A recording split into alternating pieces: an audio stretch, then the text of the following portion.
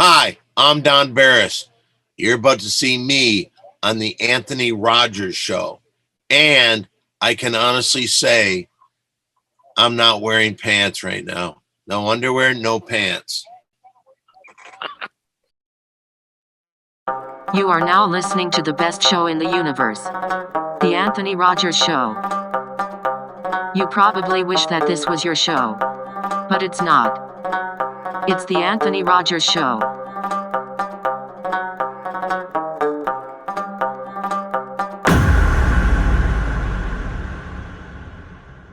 Tell all of your friends to listen to this show. Whether you're new to THC or have been using it for years, Delta Extracts has something for you. Delta Extracts carefully tests each batch to ensure quality, consistency, taste, and authenticity. They pride themselves on the transparency and believe that you should know exactly what goes into your favorite THC products. Get some gummies, flour, cartridges, tinctures, shots, dabs, and disposable pens, all federally legal. Available at deltaextracts.com. Go to deltaextrax.com. Use code Anthony30 at checkout. Receive 30% off your purchase today. Link in the description. Welcome back to the greatest show in the entire universe. Today we have a legendary comedian joining the show. Don Barris, how you doing, brother? Oh, thank you very much. Legendary? Yeah, we got to hype you up, man. We got to make them. We got Bullshit as much as possible. No, I meant that though, legitimately. I was just fucking with you on the second part of it, though, man. Like how did you get into comedy originally? Like, I moved out here and I said I'm going to do comedy. You're from Michigan originally? Yes, and I went to the Comedy Store and I just hung out there and I learned how the game is played. Okay, that's pretty cool. Yeah, so you're the comedian for the crowd for the Jimmy Kimmel Show too? Yes, the official title is Audience Warm Up. That's killer, man. That's killer. Well, how old were you when you came out to LA to pursue this pursue comedy? I was 13. 13. Jesus Christ, that's crazy. That's really young to get into comedy. Like, yeah. What was that like trying to get gigs at 13? Like, I couldn't even fucking imagine that. Like, let's just drop the age. That's crazy though. Yeah, you just like booked me or whatever the fuck. No, I just hung out at the Comedy Store and I got to know people there and I learned how the game is played. I just didn't do a lot of comedy, to tell you the truth. What got you into it originally? I guess you could say at the time, what I was doing. Mary Jane, come here for a sec. Which one's the half? Why don't you focus on your show? We'll talk about it later. Just answer my question.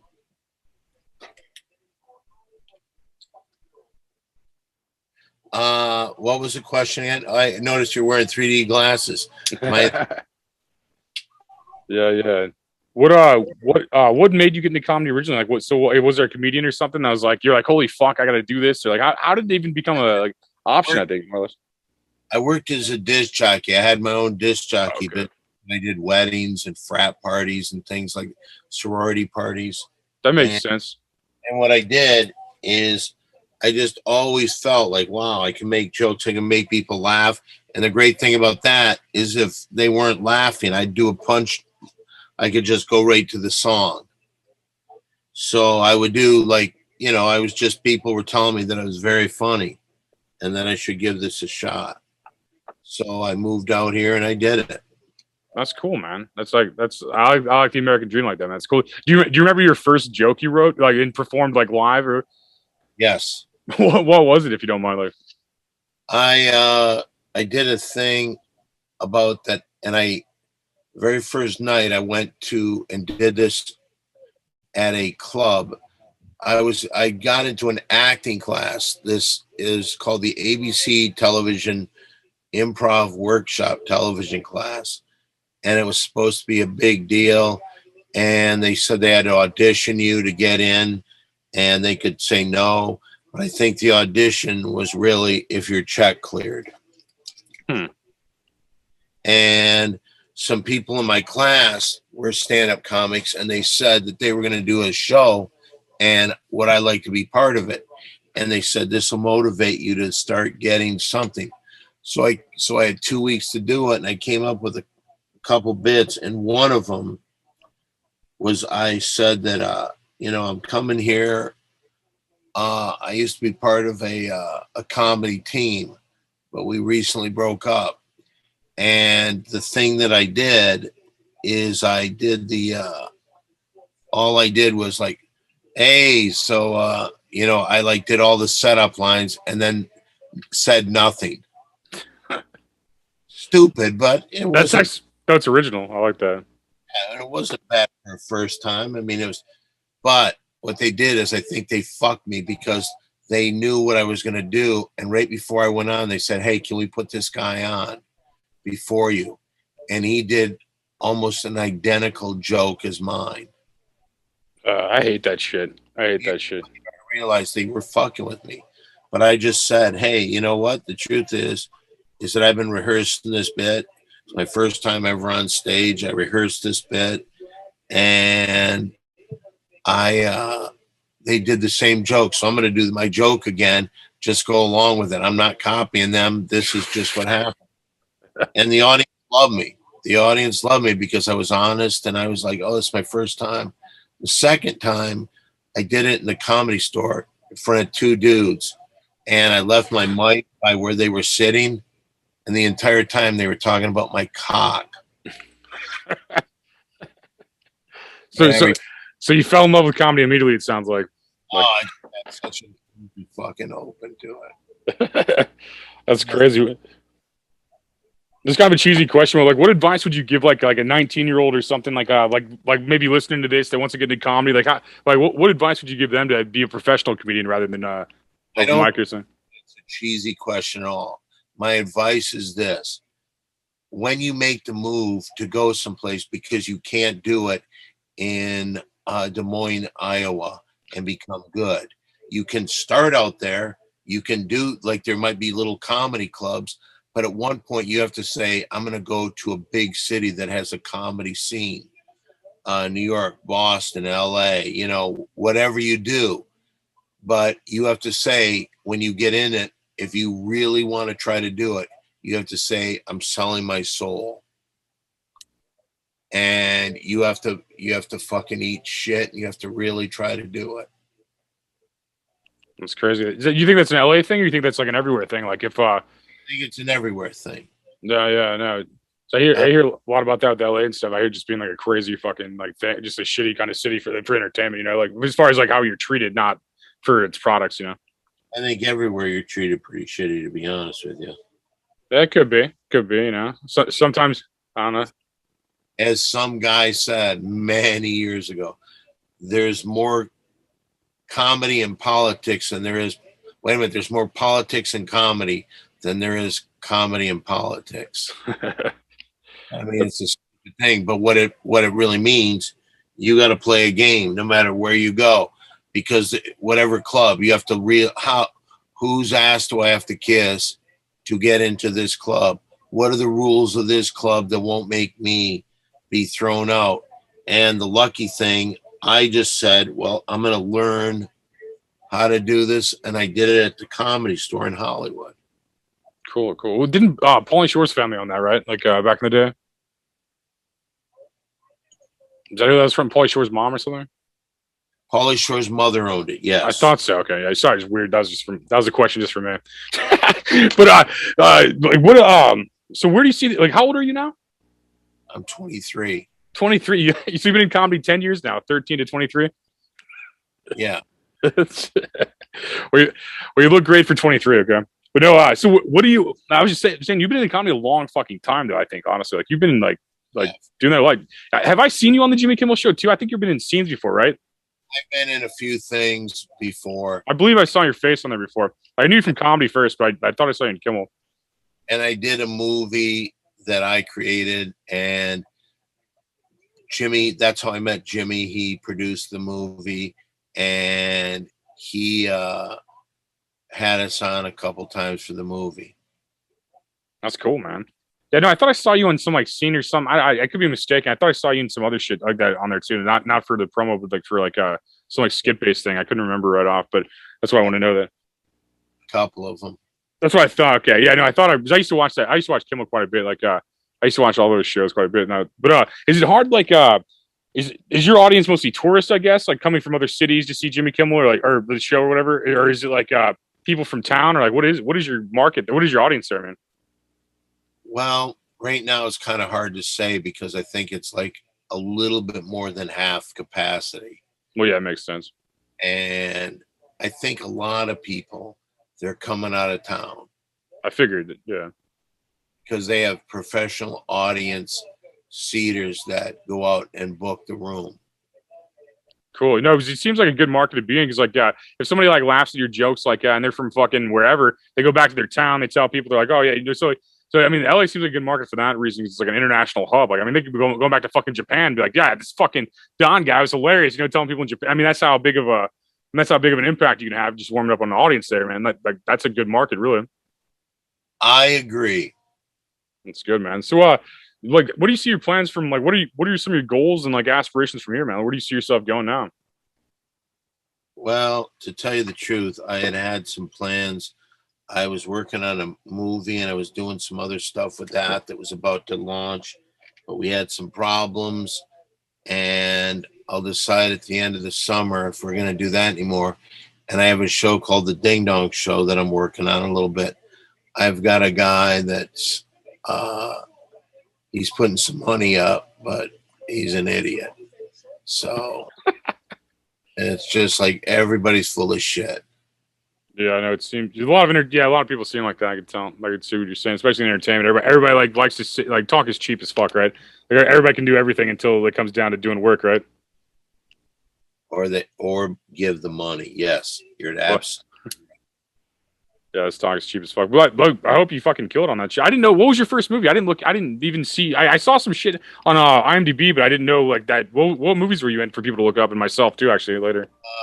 Probably the one that because I was like, I kind of created, and I was one of the stars of it. A thing called Windy City Heat. What's that on? Can people look that up? You could go online and look it up. It's cool. You could see the thing online on my website at Simply Don. Wait a minute, Mary Jane. Simply Don the Podcast Network. .com. You could go there and see the whole movie. That's cool, man. Mary Jane. Is that your assistant or your friend or what? My girlfriend. Oh, okay. All the above. Nah, wait, what'd you say? Like, just cut out a little bit. She's not my sister. Yeah. Not all the above. Yeah. So do the crew and cast gonna go with to Epstein Island with because say hello to Mary Jane. How you doing, Mary Jane? Yeah. Pleasure to meet you. Simply Don the Podcast Network.com. Yes, simply Don the Podcast Network.com has everything. You can listen to all my different podcasts on. We should actually learn to put the Twitch. Oh, that's it. Pay attention to the thing. Yeah, so you can go there, listen to my podcast. There's a point where you can see the movie. You can see my pay site. It's quite a thing.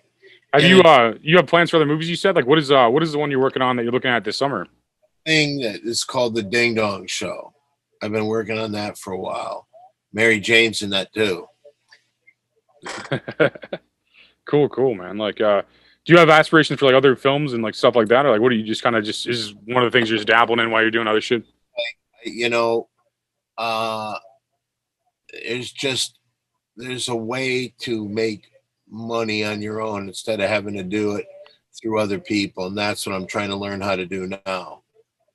So and like the production and direction of it, I guess. Like the Windy City Heat, where is it? So you see that? Oh, we get that right there. See, we won the years ago when it came out. We won top honors at the Montreal Comedy Festival. Fuck yeah, man! Congrats, that's dope. Of the best movie. That's badass, man. So it's not a shitty movie. I never said that. But you know what? A lot of people do say, "Oh, I was in this movie," and then you see the movie and it's a shit movie. That's a good point. Yeah. So I mean, this isn't a stupid ass movie. Cool. No, I'll check it out for sure. I did a little. I knew you did comedy more than I knew you did movies. And you also been doing this thing where you wear a different like shirt and hat like every fucking day. Like, is that like a thing you're doing still? And I try to do this thing. I'm trying to set the world record for the most different shirts worn on consecutive days. What are you at right now? This is my 280th shirt, I believe. 280. That's fucking crazy. That's I mean, it's interesting, but it's fucking that's crazy. You could pull it off. It's a lot of days. Last few years, I was trying to do it, and then I found out that I would go out and buy a shirt, and I had worn a similar one, so I had to start over. But I reached 1,000 different shirts. Holy, what's the world record? I think like 3,000 and something. Holy fuck, that's like a long time. And you're at 281 again? 280. This 280? Is number today is 280. That's crazy. So you just buy shirts where do you get your shirts at? Fortunately, a lot of people donate them to me. Oh, that's okay. And I do buy some, but I get some, you know. So what made you want to try and do that? Like, you just pop your head or what?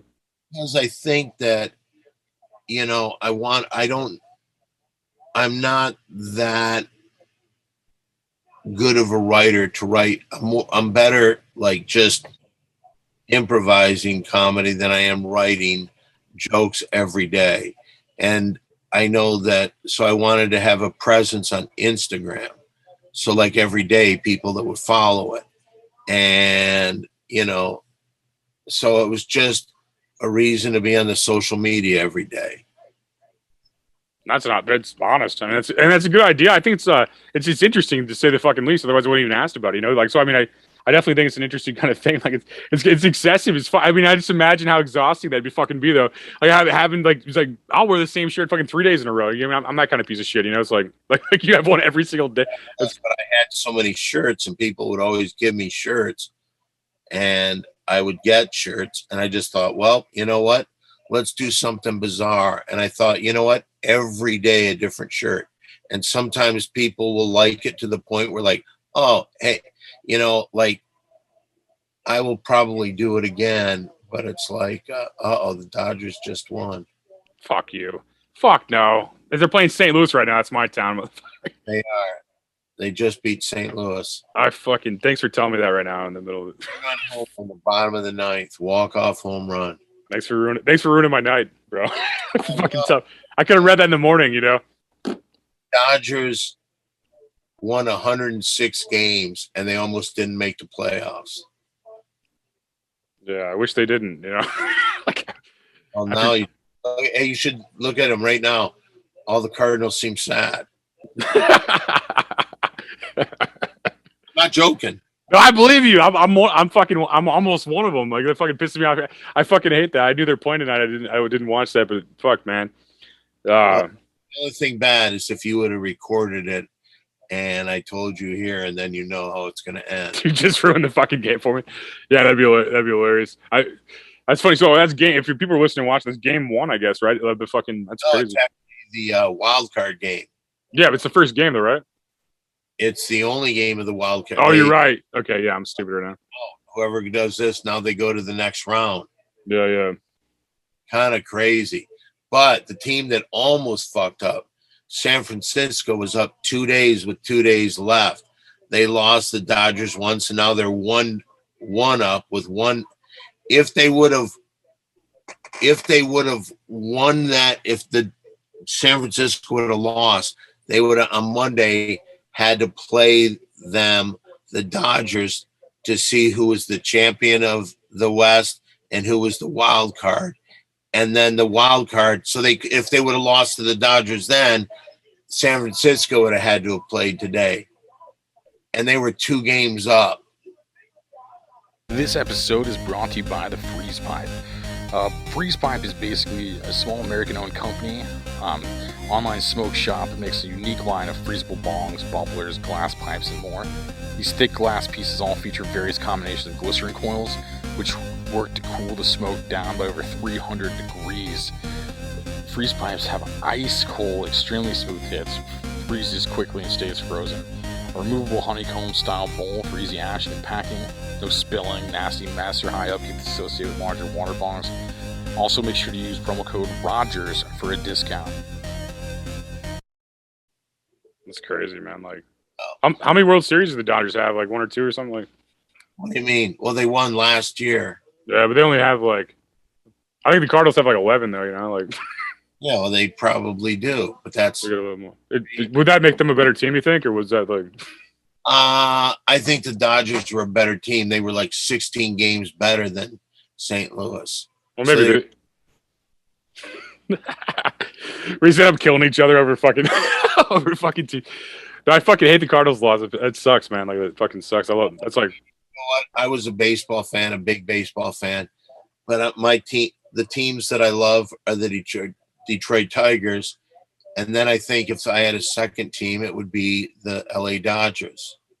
Well, yeah, you're from Michigan, right? What part of Michigan are you from? A place called Saginaw Township. Okay, yeah, I've been to Michigan a little bit. Like, it's an interesting area. They recently renamed a high school after me. Are you fucking with me? Or are you serious? I'm fucking with you. Yes. Okay. You had like a deadpan fucking delivery, so I didn't know. I was like you just like straight faced it to me, and I'm like.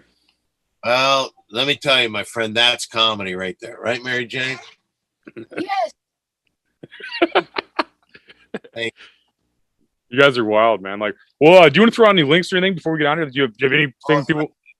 Ready to ditch me already, huh? I'll bullshit with you. I was just trying to be nice. I'll bullshit. I'll keep going. People probably look this up, think you fucking Niman. A little bit, so talk to me. I mean, ask what you want.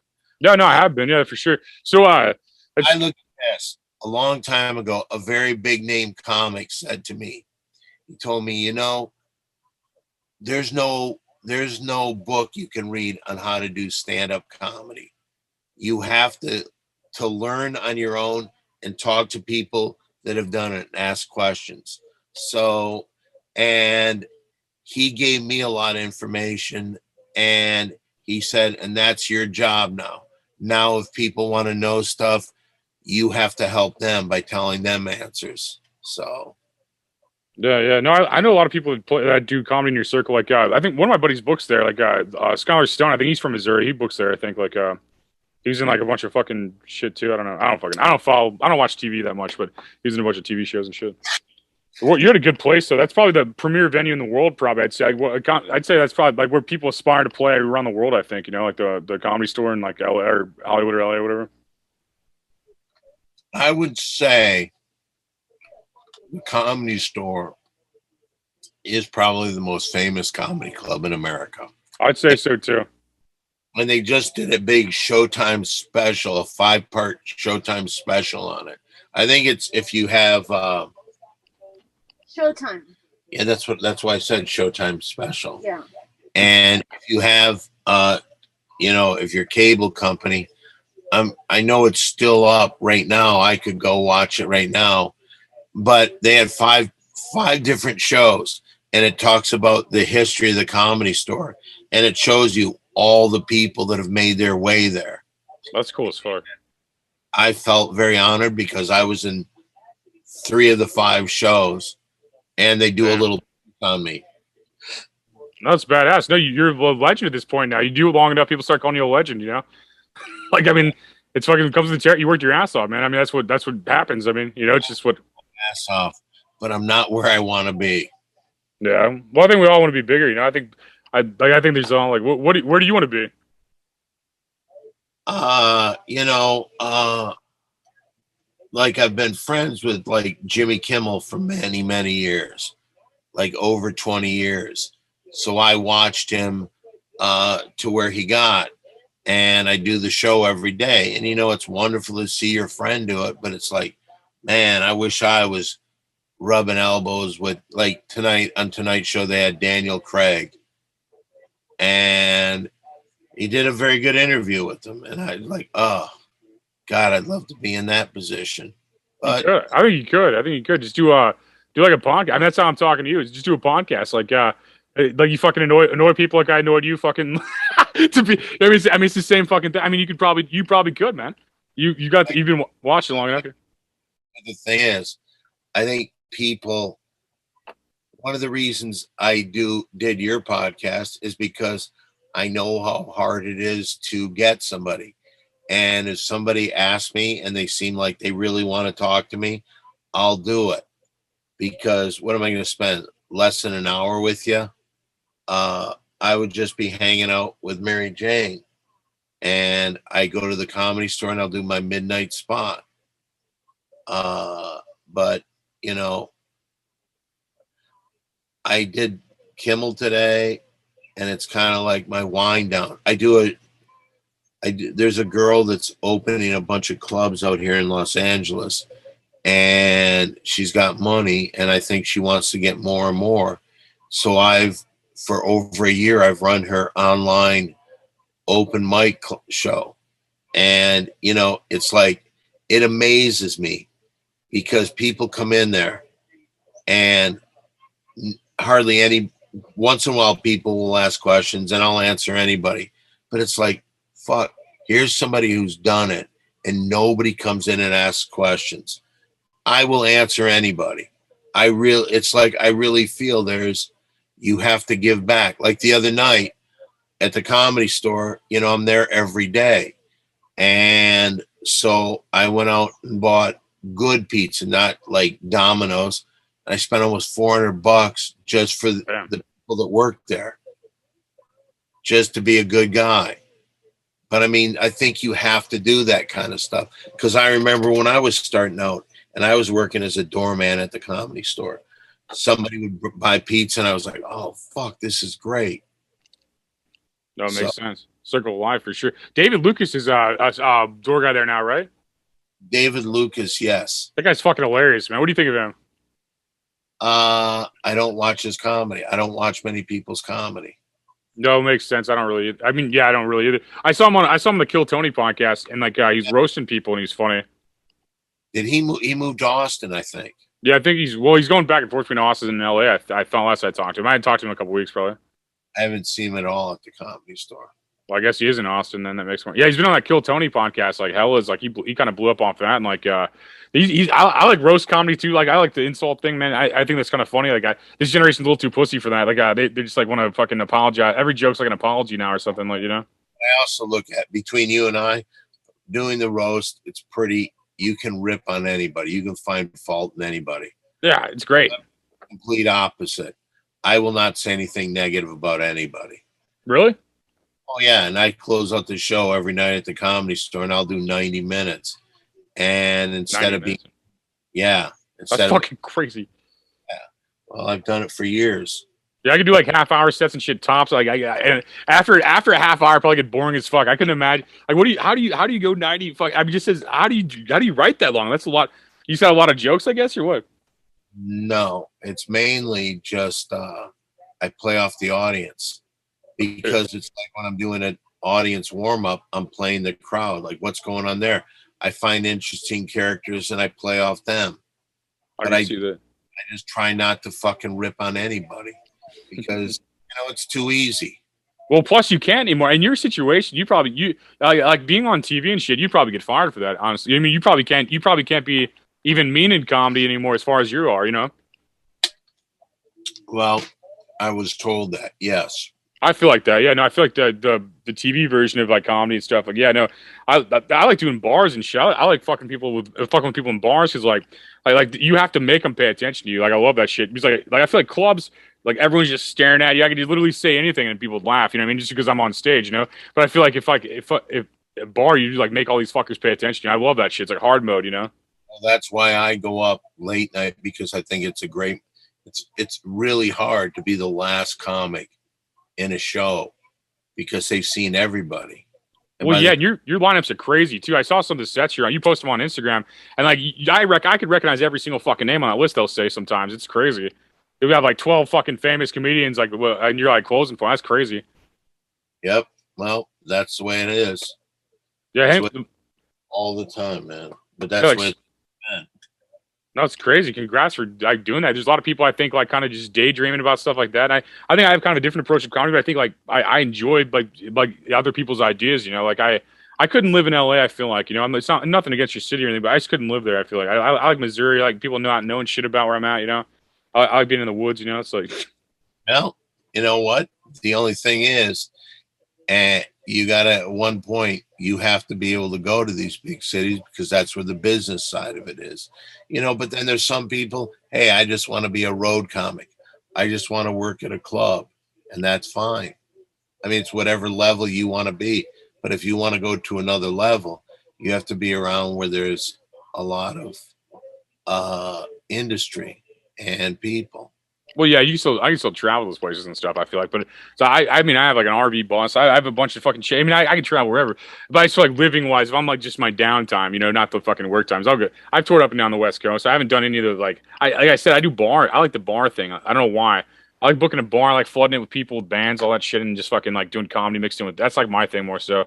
The comedy club's always been uptight for me. It's like I don't do the fucking comedy store, so you know what I mean, like you're in a real fucking venue. You go to these comedy clubs, they're so fucking uptight, all these gatekeeper morons and shit in the way, and you're doing all these shows, these fucking losers, and like it's just not my thing. Like you're in one of the only comedy clubs I actually probably respect, to be honest. And like and like the lineup you're on sick, and like I would do it. I mean, you know what I mean? Like I would do that if your lineup's sick. I mean, you're in the right spot. But I mean, yeah, a lot of these clubs, man, these got like these fucking, they're just like dorks, dude, and they're gatekeepers. And it's just not my thing, you know. I understand what you're saying. You're absolutely right. And you got to do what you do or create your own thing. I mean, you got to either create your own thing or fucking go to LA. And I mean, that's pretty, or New York, I guess, or like you said, Chicago, maybe because like SNL's there and shit. But I mean, it's just like, I mean, just I don't know. I couldn't live in any of those fucking cities for some reason. Just well, personal preference, you know. But, and you're making money and you're happy with what you're doing. well, that's the goal. Yeah, you just gotta be happy and like love it and stuff. Like I get to talk to like people that I fucking should say no to my show a million times all fucking week, man. It's like it's a blessing, man. Like today I had like porn stars, you fucking I had like a bunch of, I had this band that fucking what the fuck, Candlebox. I played with like fucking Kurt Cobain and all this shit. That was fucking nuts earlier. Like, it's just like I mean it's like crazy to even have you on here. It's like just nuts to have like you know what I mean? It's just like one day all your hard work just comes true, and then like see with the podcast, this podcast is so fucking easy. It's the dumbest shit I do, but it's the easiest thing and it pays the most. It's like, you know, it's just the fucking, you know, it's like I feel like I do so much cooler shit. Like, you know. Congratulations. If you're happy with what you're doing, that's all that matters. Yeah, I think that's legitimately the goal, isn't it? What's that? That's legitimately the goal, probably, isn't it? Just happiness, yeah. Absolutely.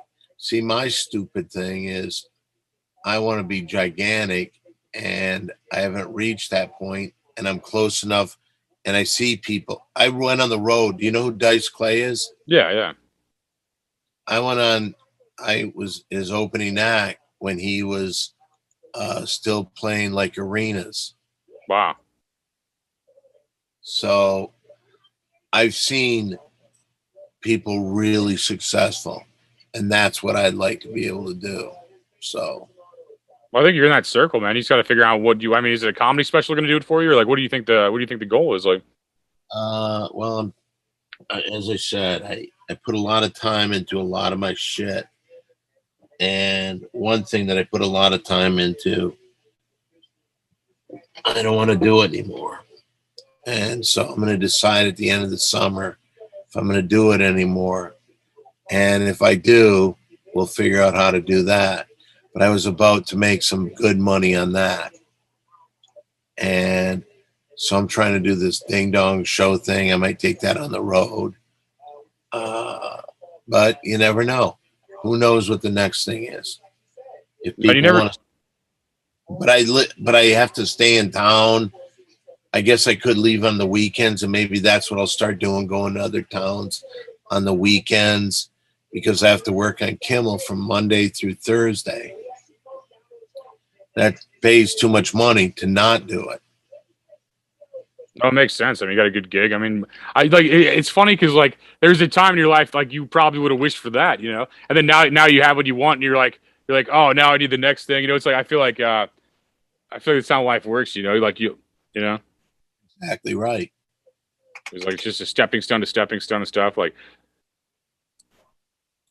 You're exactly right. and and you probably get where you think you need to be next. And like that's not enough, you know. It's like it's always gonna be the same thing, man.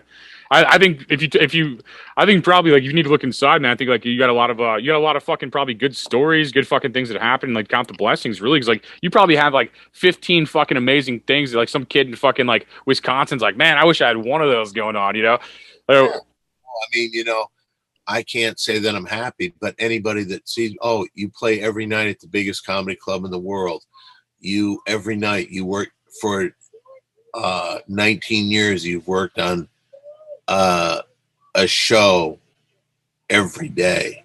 To find jobs like that are next to impossible. No, I agree, and I think that's what I mean. I think you got a lot of blessings, man. I think like, but I feel like I have a lot in common with you. I always want more too. That's how I can relate to that. Because I'm always like I don't know. One day it'll be like I'll have like podcast wise or something. Just in someone can relate to. You have a podcast too.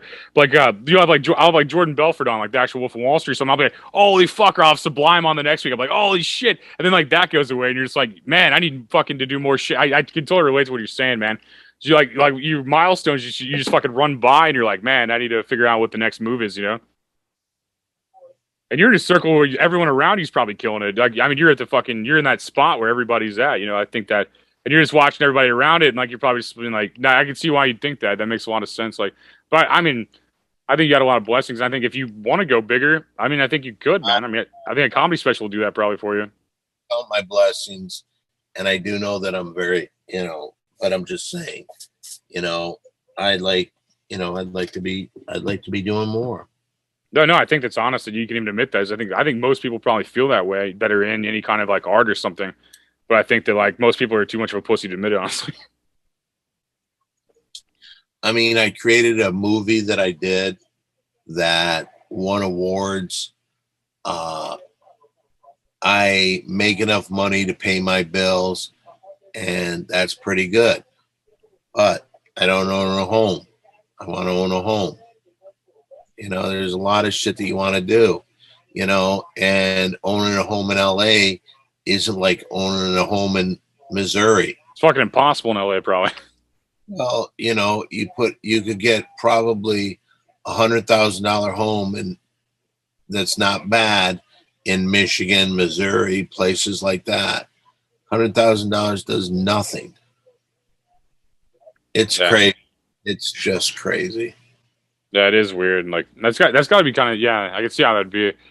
That's kind of a weird thing to think about. Yeah, real estate. That's why a lot of people. Yeah, I talked to a lot of people in St. Louis City. Like they moved from like bigger cities like Chicago and stuff because of the price of houses and stuff here. I hear that a lot. Yeah. Well, how often do you have your show? I've been doing this weekly because I've been in the country building Boston doing RV for like touring and stuff. But lately I do this daily now. This is like I basically just fucking release them daily, and I just stack up interviews, and like I talked to you and a porn star today so far, and then that was my podcast today. Well, if it means anything to keep it going, I can put both hands around my penis and the head sticks out. That's funny, man. Like what got you? What do you think about podcasts? Like you have one too. Like would you is it easy, fun? Like what do you do it for? Like it's so hard to do it on your own. I know some people who have podcasts, they do the podcast, they show up the day of the show, they go in there, the guests have been booked, they've got a place, they don't have to worry about the person that's going to put it up, how's it going to get out there. Mary Jane, who you just met, helps me out a lot with that. But I mean, the podcasts aren't making that much money. And so it's like, unfortunately, I wish I could pay her more. She deserves it. No, that's always hard at first, like starting out like that. Like, no, I agree. I've like, whenever I was starting out my podcast, I've probably been doing it about 5 years, and it just the last years made decent money. Like it took about a 5-year investment period, I'd say. Then like, I'm just like, I'm not really giving a fuck about it really making money. And then I started like, I've been selling ads. So I mean, each episode's making like $300 or $400 an episode. And then fucking like, I'm doing like 5 episodes a week now. So I mean, that's like almost like $2,000 a week, if I do it right. I mean, that's still not that much, but it's fucking like better than having to sit in a cubicle. Yeah, I I mean, absolutely agree. I freed myself at least, and that's what I think you have going with the Jimmy Kimmel things. Like you found a way to free yourself. Now just build on that. You know, that's kind of what I'm trying to do too. It's like, because I wrote like fucking like 7 comedy specials, but like and I was gonna record one for Amazon, but like all this fucking fake, like whatever the fuck's going on, the fucking end of the world LARP or whatever the fuck it is. You know, it's like every day we're all dying or something. I don't fucking know. I can't pay attention to it anymore. But so it's hard to do fucking shows for a second. I'm about to record that finally, and like I mean that's some good shit. You know. I think comedy specials are the move right now. You know, I think like you go into those, you're pretty much booked anywhere at that point. You know. Yeah, well, everybody goes their own route. But you should do a. Yeah. Well, thanks, bro. You should do a. I think that's. I was bringing that up specifically because I think you would kill at it, like doing a comedy special. I think that'd probably bring you to the next level that you want. Honestly. Well, we'll see what happens. We'll see what happens. Oh yeah. So, the guy that directed the Comedy Store documentary is working on one guy that's a little outrageous, and he's going to put out a special with him. If that works, he says he wants to do it with me.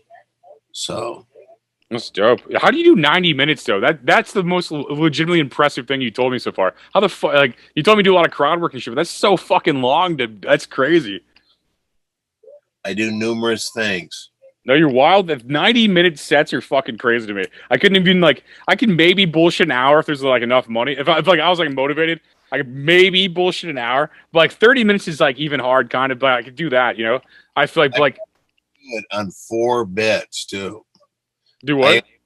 4 bits, and the rest is just improvising. Yeah. That's fucking not. Like, I couldn't imagine. I couldn't even do a fucking TED talk for 90 minutes. I have no idea how. I have no idea what to even fucking talk. Like what to even talk about that long. I just talk to the. It doesn't.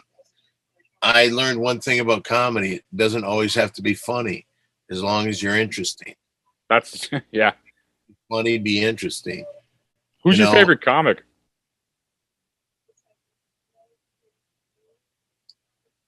When I came out here, it was funny because one of the people that I just saw as I came out here was Sam Kinison, and I got to know him a little bit.